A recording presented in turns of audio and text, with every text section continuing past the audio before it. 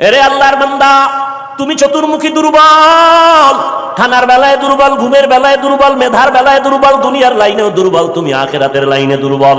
এখন যদি তুমি জান্নাতের পথে চলতে চাও, একা একা চলা যাবে না, তোমার সাহায্য নিতেই হবে। সাহায্য ছাড়া চলার কোনো রাস্তা নাই। তুমি কোরআন পড়তে জানো না, নবীর সুন্নাত কোনটা বুঝো না, এখন যারা সুন্নাত জানে, কোরআন জানে, তাদের কাছে যেতেই হবে।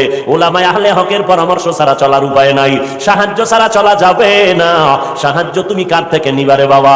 এমন একজন থেকে সাহায্য নাও যার মধ্যে কোনো অভাব নাই, যার পেছনে কোনো স্বার্থ নাই। দুনিয়াতে নজর করে দেখলাম, স্বার্থ ছাড়া কোনো মানুষ দুনিয়াতে নাই। আছে? অভাব ছাড়া কোনো মানুষ নাই, বরং টাকা যার যত বেশি তার অভাব তত বড়। যারা যত বড় লোক তারা অভাব তত বড়। অভাব গরিবের 100 টাকায় সমাধান হয়, বড় লোকের 1,00,000 টাকায় অভাব সমাধান হয় না। এই স্বার্থ ছাড়া, অভাব ছাড়া একজন পাইবা, তিনি আর কেউ নয়, আমার আল্লাহ। ইয়া আইয়ুহান নাস আনতুমুল ফুকারাউ ইলাল্লাহ ওয়াল্লাহু হুয়াল গানিয়্যুল হামিদ। গর্তাওয়াকুল মিকুনি হার সবহশাম মিরাসানাত রিজকে তু আজলামাকাম। বাহাদুরি করিও না রে বাবা, অন্যের সাহায্য ছাড়া চলা যাবে না। দোয়াও কিন্তু একটা সাহায্য, দোয়াও সাহায্য, সাহায্য ছাড়া চলা যাবে না। মা বাবায় দোয়া করে, এর সাহায্যে আমরা বড় হয়েছি। মা বাবার ক্লান্ত পরিশ্রমের কারণে আমরা বড় হয়েছি, মা বাবার সহযোগিতায় বড় হয়েছি। কিন্তু স্বার্থ ছাড়া জমিনের মধ্যে কোনো মানুষ নাই, অভাব ছাড়া কেউ নাই। যার কোনো অভাব নাই তিনি হলেন আমার আল্লাহ, যার কোনো স্বার্থ নাই তিনি আমার আল্লাহ। এরে বান্দা, নিজের বড় মনে করলে ধ্বংস অনিবার্য। আল্লাহর এক বান্দা বড় আবেদ, আমার নবী সাহাবায়ে কেরামদের ঘটনা শুনাইতেছেন। বড় আবেদ, বনি ইসরাইলের ভেতরে নাম বড়, নাম ডাক বেশি, এত ইবাদত করতেছে। একদিন সিদ্ধান্ত নিয়ে নিল, ঘরের মধ্যে থাইকা ইবাদত একুরেট হয় না, মানুষের সাথে চলাফেরা, মানসিকতা নষ্ট হয়ে যায়। সিদ্ধান্ত নিয়া পাহাড়ের বিকিতে কিনারায় চলে গেল। পাহাড়ের উপরে উঠা ছোট্ট একটা রুম বানাইয়া ওইখানে আল্লাহর বান্দা ইবাদত করে। পাহাড়ের চূড়ায়, সাধারণ মানুষ সেখানে যায় না, মানসিকতা নষ্ট হয় না। আল্লাহর বান্দা পাহাড়ের চূড়ায় গিয়া ইবাদত করে। ঘরের ভেতরে মা বড় একা, আম্মা ঘরের মধ্যে বসে মোটামুটি জীবন যাপন করে। সন্তান আসে না, ইবাদতের মজা পাইয়া পাহাড়ের চূড়ায় উঠে ওখানে ইবাদত করে। একদিন মা মনে মনে ভাবলেন, আমার সন্তান আমার কাছে না আসলে তো আমি ও থাকতে পারে, আমি মা তো থাকতে পারি না, কারণ আমি মা। সন্তানের আমি গর্ভ ধারণ করে কত কষ্ট করেছি। মা সিদ্ধান্ত নিল, আমি হেঁটে হেঁটে পাহাড়ের কিনারায় যাইয়া আমার বাবার চেহারাটা একটু দেখা কলবের সান্ত্বনা দিব। আম্মা জান ঘুমের থেকে উঠা সকালবেলা সূর্যের গরম যখন শুরু, হেঁটে হেঁটে পাহাড়ের কিনারায় চলে গেলেন। আল্লাহর বান্দা আবেদ পাহাড়ের চূড়ায় ইবাদত খানায় নামাজ পড়ে আর আল্লাহরে সিজদা দেয়। আম্মা জান পাহাড়ের কিনারায় যাইয়া সূর্যের আলোতে উপরে তাকাইতে কষ্ট হয়, হাতটাকে কপালের সামনে নিয়ে ছায়া দিয়া উপরে হালকাভাবে তাকাইয়া এরপরে ডাক দিলেন, এই সন্তান, আমি তোর মা পাহাড়ের কিনারায় আসছি, একটু দেখা দাও। আমি মা তোমার চেহারাটা দেখার জন্য পাগলের মতো হয়ে গেলাম। আল্লাহর বান্দা পাহাড়ের উপর থেকে মায়ের কণ্ঠের আওয়াজটা শুনছে। এমন সময় ডাক দিছে মা, যেই সময় আল্লাহর বান্দা নামাজে দাঁড়ানো। চিন্তায় পড়ে গেল, এখন কি মায়ের ডাকে সাড়া দিব নাকি আমার মাওলার সাথে আমি কথা বলবো? সিদ্ধান্ত নিয়েই বান্দা মায়ের ডাকে আর সাড়া দেয় নাই, নামাজে দাঁড়ায় গেল, নামাজের ভিতরে মশগুল হয়ে গেল। আম্মা জান দীর্ঘ টাইম কষ্ট করে দাঁড়াইয়া সন্তান যখন সাড়া দেয় না, মা হালকা একটু কষ্ট নিয়ে বাড়ির মধ্যে রওনা। বাড়িতে চলে আসলেন, ঠিক আছে বাবা, তুই ইবাদত করো, ওখানে থাক, আমার ডাকে সারা দিলি না, দুঃখ নিয়ে চলে গেলাম। মা বাসায় চলে গেল, কিন্তু মায়ের চোখে ঘুম হয় না। সন্তানের প্রতি যে মায়ের এত মায়া, ওই মায়ের সন্তান মায়ের মায়া কখনো বুঝবে না। যদি সন্তানগুলো মায়ের কষ্ট বুঝতো, জীবনে কোনো সন্তান মায়ের কষ্ট দিতে পারতো না, মায়ের চোখের পানি ফালতে পারতো না। মা রাতের বেলা ঘুমাইতে পারে না, কষ্ট বুকের চাপা দিয়া। আবার পরের দিন মা বলে, না আজকে আবার একটু যায় বাবারে ডাক দেই, দেখিনি একটু চেহারাটা দেখতে পারি, কলিজাটা ঠান্ডা করতে পারি। আবার আম্মা জান দ্বিতীয় দিন চলে গেলেন সূর্যের গরমে, পাহাড়ের কিনারায় যাইয়া হাতটারে কপালের কাছে নিয়ে আবার ডাক দিছে, ও সন্তান, তোমার মা ডাকতেছে, আসো একটু পাহাড় থেকে আইসা মায়ের কাছে দেখা দিয়া যাও, কলিজা ঠান্ডা করো। সন্তান এখনো নামাজে দাঁড়ানো, এবারও চিন্তা করলো, আমি মায়ের ডাকে সাড়া দিব নাকি আমি নামাজের মধ্যেই থাকবো। সিদ্ধান্ত আগের মতোই অটল, নামাজ আমি ছাড়বো না, মায়ের ডাকে কোনো সাড়াও দিব না। মা দ্বিতীয় দিনের মতো কষ্ট পাইয়া বিদায় নিয়ে বাসায় চলে গেলে, কিন্তু মা মনেরে বুঝাইতে পারে না, সন্তানের কষ্ট কখন মন থেকে যায় না। এরে আল্লাহর বান্দা, স্বামী আর স্ত্রী এক জায়গায় ঘুমায়, হঠাৎ একদিন তাকায়া দেখে স্ত্রী বালিশে মাথা লাগাইয়া গুনগুন গুনগুন করে কান্না করে। আব্বা জান জিজ্ঞাসা করে, বিবি কাঁদো কেন? তোমার ঘুমে তুমি ঘুমাও, আমি মনের দুঃখে কাঁদি। বলে কি দুঃখ? তোমার জানার দরকার নাই। মা চায় বাবায় জানো, না জানে তো বাবাও দুঃখ পাবে। স্বামী বেচারা কয় না, বলো তুমি কেন কাঁদো? আমার মনে বড় কষ্ট লাগতেছে। কেন কাঁদো বলো? মা চোখের পানি ছেড়ে কয়, স্বামী আমার সন্তানের জন্য আমি জীবনটা বিলায় দিলাম। আজকে 7টা দিন হয়ে গেছে সন্তান আমারে মা বলিয়া ডাক দেয় না। আমি পাগলের মতো হয়ে গেছি। বলে কেন ডাকে না? বলে সন্তান একটা অন্যায় করতেছিল, আমি একটু ধমক দিছি, সন্তান রাগ করে আর আমার সাথে কথা বলে না। ঘরে আইসা প্লেটটা নিয়ে খানা খাইয়া পেছনের দরজা দিয়ে চলে যায়, আমার দিকে তাকায় না। এবার বাবাই বলে, বিবি তুমি আরামে ঘুমাও, সন্তানের চিন্তায় ঘুম নষ্ট করিও না। আজকে না কালকে সন্তান বুঝতে পারলে তোমার কাছে আইসা মাপ চাবে। মা ডাক দিয়ে কয়, স্বামী আমার, তুমি আমারে যত বুঝাও, আমি যতবার খানার প্লেট নেই আমি খানা মুখে দিতে পারি না। তোমারে বুঝাইতে পারি না আমার খানার থেকে ঘুমের থেকে সন্তানের মা ডাকে এত মজা। সন্তান যখন আম্মু বলিয়া ডাক দেয় কলিজা ঠান্ডা হয়ে যায়। ও সন্তানেরা, ওই মা বাবা যারা কবরে রাইখে আজকে বাহাদুরি করো রে বাবা, ওই আল্লাহর বান্দি দ্বিতীয় দিনও কষ্ট পাইয়া বিদায়, কিন্তু রাতের ঘুম নাই, মনের মধ্যে বড় কষ্ট। নবীজি সাহাবায়ে কেরামদের সামনে ঘটনা বলেন আর কাঁদতেছেন। সাহাবায়ে কেরামরাও কান্নার আওয়াজ। মায়ার নবী বলেন, ও সাহাবায়ে কেরাম, ওই মা তৃতীয় দিন আবার চলে গেল পাহাড়ের কিনারায়, যাইয়া ডাক দিছে, বাবা একবার না দুইবার না, তৃতীয়বারের মতো আমি তোমার দরজায় এসে গেলাম, একটু পাহাড় থেকে নাইমা সারা দাও। আজও সন্তান নামাজে দাঁড়ানো, আল্লাহর মহব্বতে আর মায়ের ডাকে সারা দেয় না। 2 দিন মা কষ্ট পাইয়া কিছু বলে নাই, চলে গেছে। আজকে কষ্ট পাইয়া আর নিজের কন্ট্রোল করতে পারে না। আসমানের দিকে তাকাইয়া একটা কথা বলিয়াই ফেলছে। আসমানের দিকে তাকাইয়া বলে, ও আসমানের মালিক, এমন সন্তান দিয়ে কি হবে আমার, যেই সন্তান আমার 3 দিনের কষ্ট বুঝলো না রে আল্লাহ। আমার মনটারে মানাইতে পারি না, ওর তো একদিন মরণ হবে। তবে আমার একটা দাবি, ওরে তুমি জেনাকারিনী মহিলার চেহারা না দেখাইয়া মরণ দিবা না। কঠিন এক কথা আসমানে লাগাই দিলেন। আসমানে কবুল হয়ে গেছে। মা বাবার দোয়া, বড়দোয়ার মাঝখানে কোনো পর্দা থাকে না। আর সে আজিমে ডাইরেক্ট চলে যায়। এই যুবক, জিরি মাদ্রাসায় বলে আসি, আল্লাহর কসম করে বলে গেলাম, কুতুবদিয়ার মুসলমান, কসমের কথা বিশ্বাস না করলে তোমার ঈমান দুর্বল। আল্লাহর কসম, ওয়াল্লাহি বিল্লাহি তাল্লাহি, 3 বার কসম করে বলে গেলাম। বিশেষ করে যুবকদেরকে বলছি, মরার আগে যদি পঙ্গু হইয়া বিছানায় কষ্ট পাইয়া মরতে চাও, তাহলে মার সাথে বাবার সাথে বেয়াদবি কর, শিক্ষকের সাথে বেয়াদবি কর, মুরব্বীদের সাথে বেয়াদবি কর। আল্লাহর কসম, মরার আগে তুই পঙ্গু না হইয়া মরবি না, লিখে রাখ। আমার কথাটাকে যদি অবিশ্বাস করো, তোমার ঈমান চলে যাবে, কারণ আমি 3 বার কসম খেয়ে বলে গেছি। এখন তুমি পণ্ডিতেরা প্রশ্ন করবা, হাফিজ সাহেব তুমি মনের রাগে বললা না, তুমি দলিল নাও। ক্বালান নবিয়্যু সাল্লাল্লাহু আলাইহি ওয়া আলিহি ওয়া সাল্লাম, ইসনানি ওয়াজিলুহুমাল্লাহু ফিদ দুনিয়া আল বাগয়ু ওয়া উকুকুল ওয়ালিদাইন, আও কামা ক্বালান নবিয়্যু আলাইহি সাল্লাতু ওয়াস সালাম। আল্লাহর নবী বলেন, 2টা অন্যায় দুনিয়াতে এমন আছে, যেই 2টা অপরাধ করলে মরার আগে জমিনে শাস্তি হবে। কয়টা অন্যায়? কি আপনাদের খারাপ লাগতেছে? মোনাজাত দিয়ে দিব? আমার তো কষ্ট, অনেক কষ্ট, মাইকটাও সুন্দর না, তারপর আপনাদের মহব্বতে কথা বলতেছি গলা ফাটাইয়া, কি করার। তারপর আপনারা বসলে একটু আমি কথা ফিনিশিং দিয়ে আসতেছি, আর একটু সামনে আগাবো। আল্লাহ সবাইকে কবুল করেন। মদিনার নবী বলেন, 2টা অপরাধ আছে, যদি দুনিয়াতে করো মরার আগে শাস্তি হবে, মরার পরে নয়। 1 নাম্বার অপরাধের নাম জুলুম, 2য় অপরাধের নাম হলো মা বাবার সাথে বেয়াদবি। যারা মা বাবার সাথে বেয়াদবি করবে, নবী বলেন তাদের শাস্তি হবে মরার আগে দুনিয়ার জমিনে। যারা জুলুম করবে, ওস্তাদের ইজ্জতের উপর আঘাত করবে, ভাইয়ের উপরে জুলুম করবে, বোনের উপরে জুলুম করবে, প্রতিবেশীর উপরে জুলুম করবে, গরিবের উপরে জুলুম করবে, এই জালেমের বিচার আমার আল্লাহ মরার আগেই করে নিবেন। ও আল্লাহর বান্দারা, মা যখন কথাটা বলেই ফেললেন, আসমানে কবুল হয়ে গেল। কি বরদোয়া করলেন? মা গেছেন, ভুলে গেছেন? জেনাকারিনী মহিলার চেহারা না দেখাইয়া মারবা না। মা কিন্তু কঠিন কয় নাই, যদি কইতো জেনা না করাইয়া মারবা না, তো আরো কঠিন হয়ে যাইত। মা একটু পাশ কাটায় বললেন, ও জেনা টেনা করবে না, কিন্তু জেনাকারিনী মহিলার চেহারা দেখে মরবে, এটাও একটা অভিশাপ। একটু মহিলা দেখবে না, কারণ আমার বাচ্চা তো ইবাদত করে পাহাড়ের চূড়ায়, সে কোনো নারীই দেখবে না, কিন্তু দেখতে গেলেও জানো নামাজি না, একটা জেনাকারিনী নারী দেখবে। পুরা বনি ইসরাইলের মাঝে প্রশংসা, পাহাড়ের চূড়ায় আল্লাহর বান্দা এত পরিমাণ ইবাদত করে যে তার ইবাদত আল্লাহর প্রতি এতটা অগাধ বিশ্বাস, পৃথিবীর কেউ তাকে আল্লাহর থেকে বিন্দু পিছপা ঘটাতে পারবে না, গাফেল করতে পারবে না।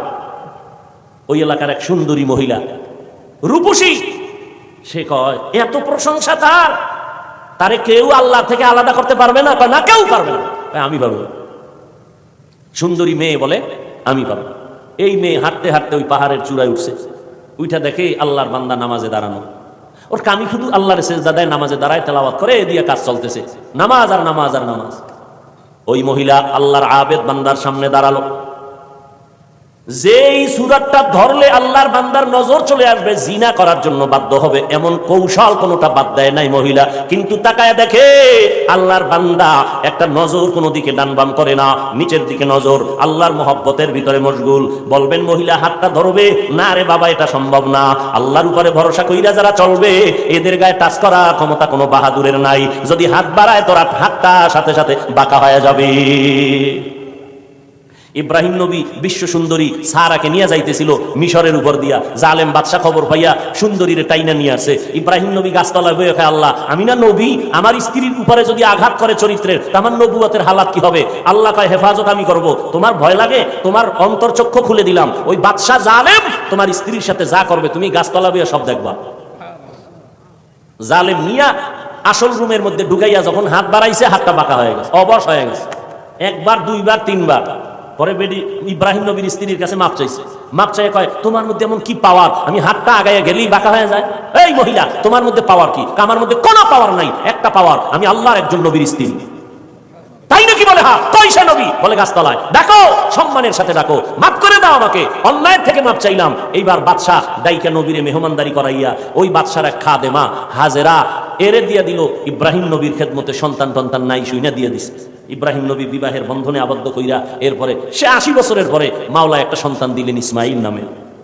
তাও প্রথম স্ত্রীর থেকে নয়, দ্বিতীয় স্ত্রী হাজেরা আলাইহাস সালাম থেকে।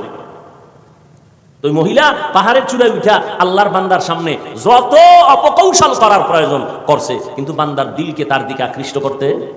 এই যুবক, বুঝো কিছু, তুমিও মুসলমান, আর তোমার মন আকৃষ্ট করবে কিভাবে? তুমি আকৃষ্ট আর একজনকে করতেছো। একজনকে করলে তো যে হ্যাঁ একবারই মাইয়ার মন আকৃষ্ট করে বিয়া করে জীবন চালায়। তুমি করতে করতে 10টা মাইয়ার জীবনের উপরে আক্রমণ করেছো। এর ঝাল আল্লাহ দুনিয়ায় মিটাবে, মরার পরে না। জুলুম করেছো নারীর ইজ্জতের উপরে, বিচার হবে মরার আগে, রাসূলের হাদিস। মহিলা এবার সার্থক না ব্যর্থ? দেখছেন নি আপনারা এরকম বেউস? পাহাড়ের চূড়ায় মহিলা কি সার্থক না ব্যর্থ? সার্থক। ব্যর্থ হয়ে গেল, পুরুষের সাথে দুর্বল হয়ে গেল, পারলো না জিততে। নাইমা আসে নিচে, যখন সোজা ভারী নাই, এবার বাঁকা তোরে ঠিক করুন। বাঁকা কি? নিচে নাইমা চলে গেল। ওই পাহাড়ের পাশে একটা বিশাল খোলা ময়দান, ময়দানের ভিতরে একটা রাখাল বকরি চড়ায়। ওই রাখালকে ধরলো, রাখালের সামনে যাইয়া অপকৌশল করে রাখালের সাথে জিনা করেছে এই নারী। একটা ছেলে সন্তান হয়ে গেল। ছেলে সন্তানটা হাতের মধ্যে নিয়া ওই বেশ্যা নারী এলাকায় ঘুরে আর কয় বাচ্চা হলো ওই পাহাড়ের চূড়ায় আবেদওয়ালা বান্দার বাচ্চা। দেখছেন নি কারবার? ঘুমাইতেছেন আপনারা না? আজ যে ওয়াজ চলে এত পুরানো ওয়াজ, আপনারা সবাই জানেন, ঘুমাইলেই হয়। বাচ্চা কার জানেননি? কার কার? আর মহিলা প্রচার করে কার? আল্লাহ জানেনি। মায়ের বরদোয়া একদিক, ওদিকেও আল্লাহর কাছে কাঁদতেছে। দুই দ্বিমুখী সংঘর্ষ চলতেছে। একদিকে মা কইছে যে না কারিনী মহিলার চেহারা দেখাও, ওদিকেও আল্লাহরে ডাকতেছে যেন ইজ্জত নষ্ট না হয়। মহিলা যখন এই বাচ্চা নিয়ে মানুষের কাছে কান্দে আর কয় বাচ্চা ওই তোমাকে আবেদের, তোমরা যারা এত গুণগান গাইছো ওই বাচ্চা, জিনার বাচ্চা, অবৈধ বাচ্চা। মানুষ সব শুই না, যারা এত কলিজা দিয়া ভালোবাসি তার অবস্থা এই। লাঠি টাঠি নিয়া এবার পাহাড়ে উঠা, আরে ফিডা খানকা টানকা সব ভেঙ্গে যখন আল্লাহর বান্দার উপরে আঘাত শুরু করেছে, বান্দা বলে তোরা আমার গায়ে হাত দাও কেন? বলে এই খবর। তাই নাকি? বলে হ্যাঁ, আল্লাহর জাতের কসম, আমার দ্বারা এমন কোন অপরাধ হয় নাই। কে বলেছে? আমগো এলাকার সেই রূপসী নারী, তাকে ডাকো। এবার জেনাকারিনী মহিলাকে ডাকা হলো। জেনাকারিনী মহিলাকে ডাকার পর আল্লাহর বান্দা আবেদের সামনে জেনাকারিনী মহিলা দাঁড়ানো। মা কইছে আল্লাহ আমার সন্তানের জেনাকারিনীর চেহারা না দেখাইয়া মরণ দিও না।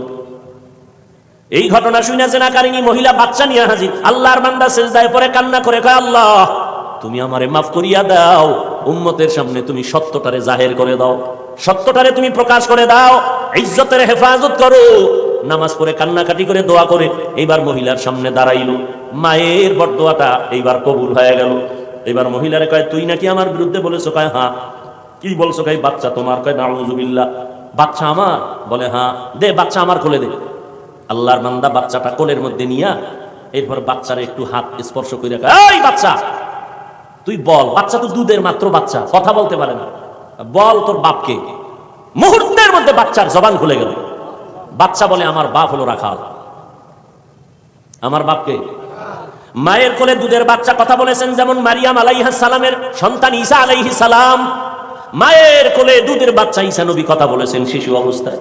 ইউসুফ নবীরে যখন জুলাইখা আটকাইয়া দিছিল, স্বামীর সামনে জুলাইখার স্বামীর সামনে ইউসুফ দাঁড়ানো, যখনই এগুলো সব স্পষ্ট হলো ইউসুফ নবী বলল আমার কোনো দোষ নেই, জুলাইখার দোষ, সাক্ষী দাও। ইউসুফ নবীর সামনে তখন এক মহিলা দুধের বাচ্চা নিয়ে দাঁড়ানো। ইউসুফ নবী বললেন আমি সত্যবাদী না জুলাইখা সত্যবাদী? দুধের বাচ্চা সাক্ষী দিবে। বাচ্চা কয় বাচ্চা কথা বলতে পারেনি। কয় প্রশ্ন করার দায়িত্ব তোমার, জবাব দেওয়ার দায়িত্ব এই বাচ্চা। যখন জিজ্ঞাসা বাচ্চা কথা বলে দিছে, কোরআন শরীফের আয়াত। বাচ্চা ইউসুফ নবীকে নির্দোষ প্রমাণের জন্য একটা স্কেল দিয়ে দিছে। এরে কুতুব দিয়ার মুসলমান, আমার মাওলার কুদরত বড় কঠিন। মায়ের বরদোয়াটাও আল্লাহ কাজে লাগাইলেন, জেনাকারী নারীর চেহারা পর্যন্ত দেখায় দিলেন। আবার বাচ্চার মাধ্যমে আল্লাহর বান্দার ইজ্জতের হেফাজত করলেন। সত্যের উপরে যদি চলো রে বাবা, মা বাবার দোয়া নিয়ে যদি আগাইতে পারো, দুনিয়ার কোনো ভয় নাই, হালাল খাইয়া চলবা, আল্লাহ বিজয়ের মালা গলায় পরাইয়া দিবেন। কয়দিন আর দুনিয়ায় বাহাদুরি করবারে বাবা, আল্লাহ যদি সমুদ্রের একটু হুকুম করে একটু গরম হয়ে যা, রাতের ঘুমের মধ্যে 1 মিনিট লাগবে না, কুতুব দিয়ারে ধ্বংস করার জন্য 1 মিনিটও লাগবে না। আল্লাহ কয় বান্দা আমার স্মরণ কর, আমি আল্লাহর কাছে সাহায্য চাও। সাহায্য কেমনে চাইবা? ধৈর্য আর নামাজের মাধ্যমে সাহায্য প্রার্থনা করো। আজকে আমাদের ভেতরে ধৈর্যের বড় অভাব, নামাজের বড় অভাব। ও যুবকেরা, ও পর্দার আড়ালের আম্মা জানেরা, আজকে নামাজের এত বয়ান, এক বেলার নামাজ ছেড়ে দেওয়ার কোনো সুযোগ নাই। ও যুবক, এক বেলার নামাজ ছাড়ার কোনো কায়দা নাই, অথচ তুমি নামাজ পড়ো না রে বাবা। আজকে আমি তোমাকে কিন্তু এই কথা বলি নাই আমগো মতো হুজুর হইয়া যাও, পাঁচকল্লি মাথায় দাও একবারও বলি নাই, কওমি মাদ্রাসায় পড়ো তাও বলি নাই, স্কুলের লেখাপড়া বন্ধ করো তাও বলি নাই। বরং বাবা তুমি চাকরি করো, ব্যবসা করো, স্কুল কলেজে পড়ো, কোনো বাধা নাই। ওখানে থাইকা আল্লাহর হুকুম নবীর তরিকা মতো নামাজ পড়ো, মা বাবার দোয়া নিয়ে সামনে আগাও, ওলামায়ে কেরামের পরামর্শ নিয়ে চলো, নবীর সুন্নতের মালা গলায় লাগাও। খবরদার, কপাল পোড়া যদি হইয়াই থাকো তাহলে কিন্তু তোমার কপাল দুনিয়াতেও শেষ, আখিরাতেও শেষ। কিছু কপাল পোড়া এমন আছে বুঝাইলে উল্টা আমারে বুঝানোর চেষ্টা করে। যদি কই ভাইজান টুপি কেন পরো না, ও তো বলা দরকার ভাই হুজুর টুপি মাথায় দেওয়া দরকার, নবীর সুন্নত, এটা তো কোনো পিসাবের সুন্নত না, নবীর তরিকা। হুজুর আমি পারি না, দোয়া করবেন, চেষ্টা করব। কিন্তু কিছু নেমো খারাপ বেপরোয়া আল্লাহর বান্দা, এদের জবাবটা এমন অহংকারী জবাব। কয় হুজুর টুপি মাথায় না দিলে অসুবিধা কি? টুপির মধ্যেই কি ইসলাম? দাড়ির মধ্যেই কি ইসলাম? পোশাকের মধ্যেই কি ইসলাম? এই রকম বেপরোয়া আল্লাহর বান্দা নবীর দুশমন আছে না নাই? টুপির মধ্যে ইসলাম নাই, দাড়ির মধ্যে নাই, পোশাকে নাই, পর্দায় নাই, হালালে নাই, তুই ইসলাম কই? সমুদ্রের তলদেশে। বিনয়ী হয়ে যাও রে বাবা, নিজের ছোট বানাইয়া চলো। কোন আলেম যদি বলে বাবা নামাজ কেন পড়ো না, তোমার জবাব থাকবে হুজুর নামাজ অবশ্যই পড়া দরকার, আমি চেষ্টা করি পারি না, একটু দোয়া কইরা দেন সামনের থেকে যেন নামাজ ধইরা ফেলাইতে পারি। বিনয়ের সাথে দোয়া চাওয়ার চেষ্টা করো, অপরদিকে মা বাবার দোয়া নিয়ে আগাও। ও যুবক ভাই, আমি তোমারও সামনে উদাহরণ পেশ করি, সব জায়গায় বলি তোমার মতো যুবক 5 বেলার নামাজ পড়ে, এই জমিনের মধ্যে স্কুল কলেজে পড়িয়াও নামাজ পড়ে আছে না নাই? ভাইরা আমার, 5 বেলার নামাজ পড়ে অভাব নাই। তোমার আমার মতো যুবক সন্তান নবীর তরিকা মতো চলে, চাকরি করে, ব্যবসা করে, অভাব নাই। আল্লাহর মোহাব্বত নিয়া আল্লাহর কাছে তওবা করো, তওবার দরজা খোলা। মনে মনে বলো হে আল্লাহ আর নামাজ ছাড়বো না, বেপরদায় চলবো না, মা বাবাকে কষ্ট দিব না, উলামায়ে কেরামের পরামর্শ নিয়ে চলবো, নবীর তরিকায় চলবো, উলামায়ে কেরামের পরামর্শ নিয়ে চলবো, নবীর সুন্নাত মেনে চলবো। আল্লাহর কাছে যদি তওবা করার নিয়ত হয়, খাঁটি তওবা করার নিয়ত যাদের আছে, দুটো হাত আমার আল্লাহকে দেখায়া দাও। আয় আল্লাহ আমাদের হাতগুলো কবুল করে নেন, তওবা কবুল করে নেন, তওবার উপরে মজবুত হইয়া চলার মতো তৌফিক দান করেন, আমিন। আলহামদুলিল্লাহি রাব্বিল আলামিন, ওয়াসসালাতু ওয়াসসালামু আলা সাইয়্যিদিল আমবিয়াই ওয়াল মুরসালিন ওয়া আলা আলিহি ওয়া আসহাবিহি আজমাইন। ইয়া আরহামার রাহিমিন, ইয়া আরহামার রাহিমিন, ইয়া আরহামার রাহিমিন, রব্বিরহামহুমা কামা